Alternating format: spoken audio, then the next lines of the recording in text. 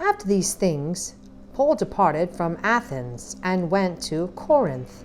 And he found a certain Jew named Aquila, born in Pontus, who had recently come from Italy, with his wife Priscilla, because Claudius had commanded all the Jews to depart from Rome. And he came to them.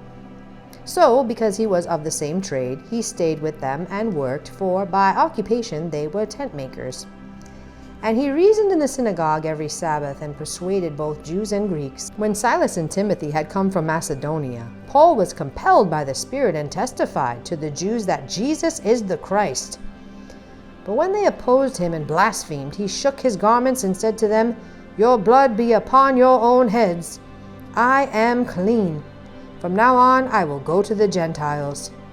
And he departed from there and entered the house of a certain man named Justus, one who worshipped God, whose house was next door to the synagogue. Then Crispus, the ruler of the synagogue, believed on the Lord with all his household, and many of the Corinthians hearing believed and were baptized. Now the Lord spoke to Paul in the night by a vision. "Do not be afraid, but speak, and do not keep silent, for I am with you, and no one will attack you to hurt you, for I have many people in this city." And he continued there 1 year and 6 months, teaching the word of God among them.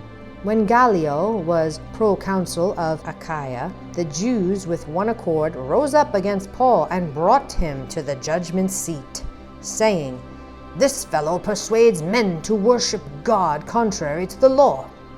And when Paul was about to open his mouth, Gallio said to the Jews, "If it were a matter of wrongdoing or wicked crimes, O Jews, there would be a reason why I should bear with you. But if it is a question of words and names and your own law, look to it yourselves, for I do not want to be a judge of such matters." And he drove them from the judgment seat. Then all the Greeks took Sosthenes, the ruler of the synagogue, and beat him before the judgment seat.